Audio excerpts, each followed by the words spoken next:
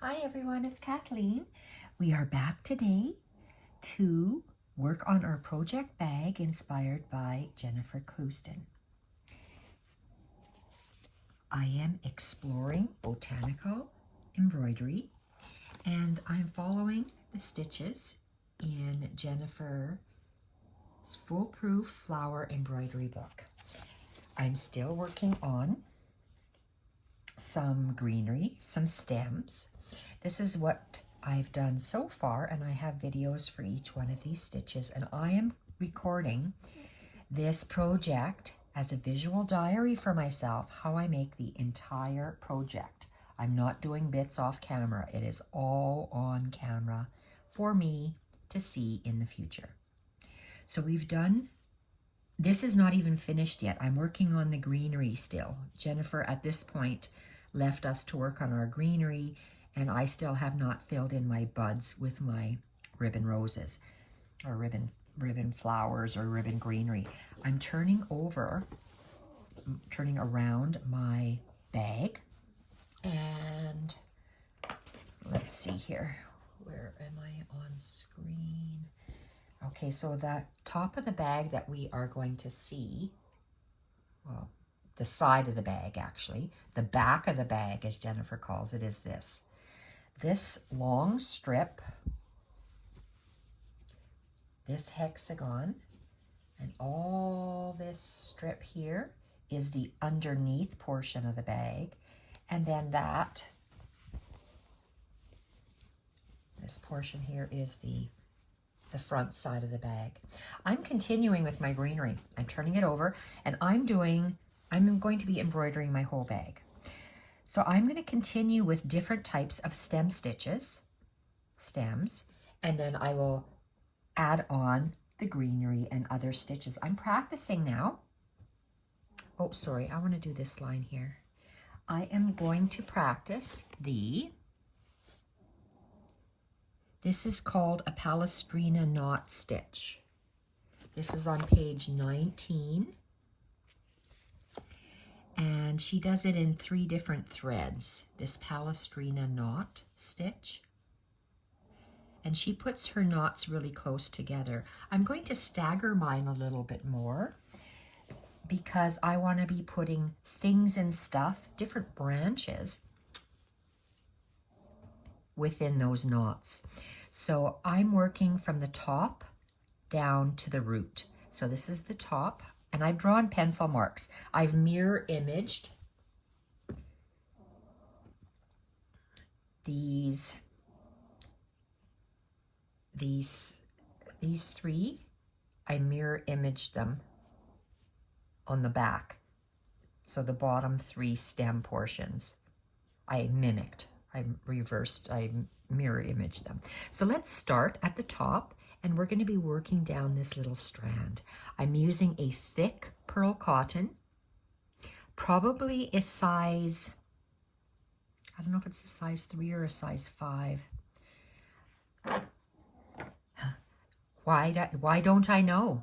Is because I just arbitrarily grabbed all my greens, all different sage greens and aquas and teals, and different thicknesses of threads, and I put them in here. I don't have an Orts jar or an Otts jar.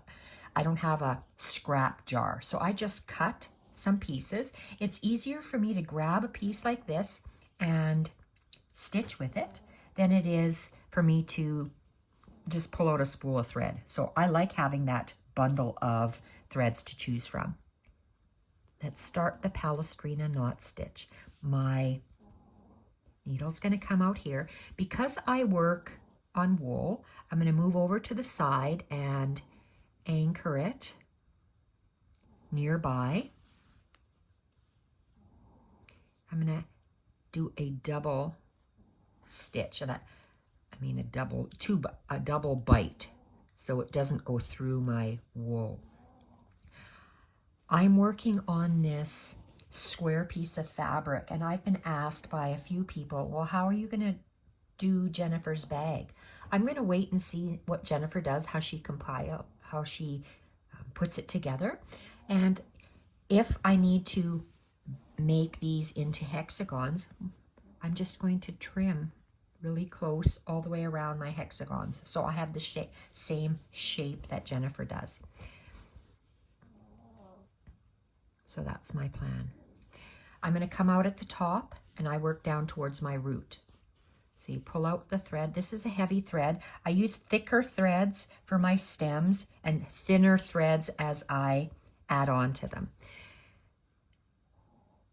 That's how you get this beautiful texturized vine. So a Palestrina knot. You come out, and I drew a line for me to follow, and I'm going to take, I usually take a 1/4 inch bite, but because I want my knots spaced out more, they're going to be closer to, say, 1 centimeter or 1/2 inch. So if that was about 1 centimeter or 1/2 inch, I'm going to take a bite, what is that, perpendicular to the line. So I'm going to go on the right side of the line, on the left side of the line. So I'm just taking a little bite like that, and I am pulling my needle like this. Then you take the eye of the needle, and there's the 2 little legs. So you're going to go in between the 2 little legs and make a knot. That's a beautiful little Palestrina knot. And we're going to continue. I'm going to go down about another centimeter. And then my needle is going to go perpendicular to that line, and I'm going to take a bite from the top of that line to the bottom of the line and pull it through. It's almost like a blanket stitch. And then in between those 2 little legs, I'm going to pull this tighter. I'm going to put my needle in between where those 2 threads come up and make a knot. So I want to have my knots spaced out maybe more so than Jennifer does, because I want to add my little twigs and branches to that. It's not going to be a standalone little rope stitch. I'm going to be adding things to the stitch. So let's continue all the way down. And let's take another 1 inch.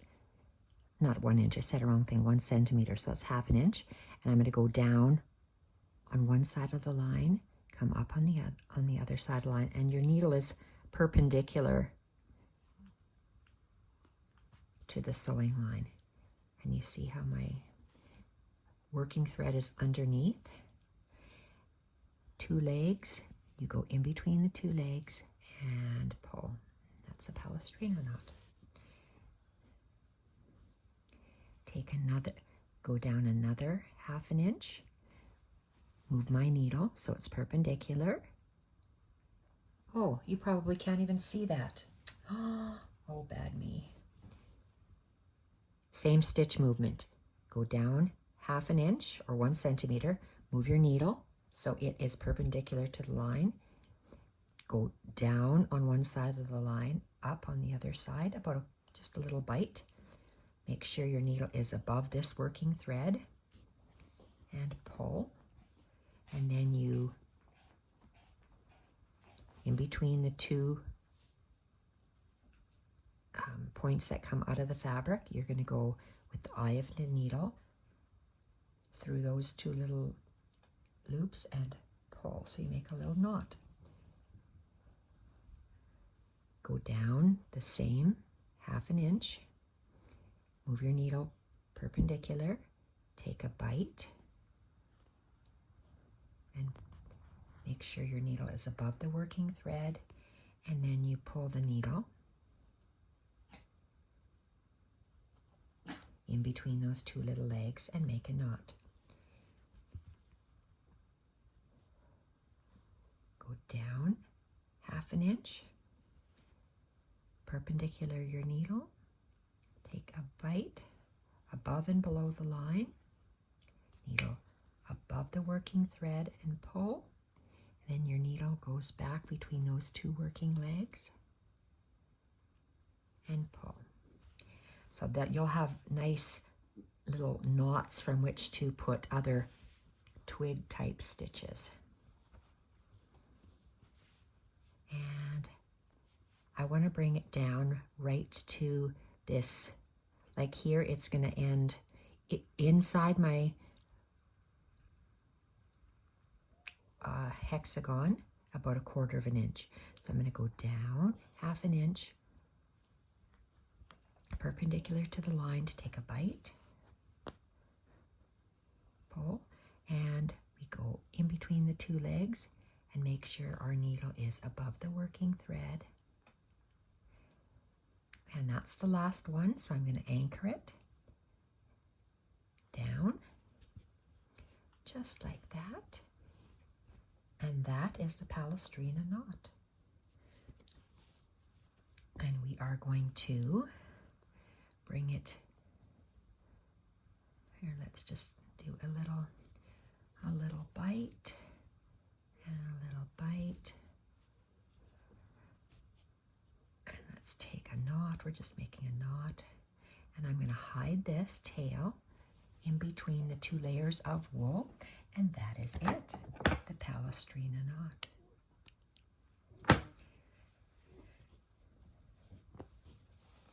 I'm going to do 1, 2, 3, 4, 5 other stitches when we come back.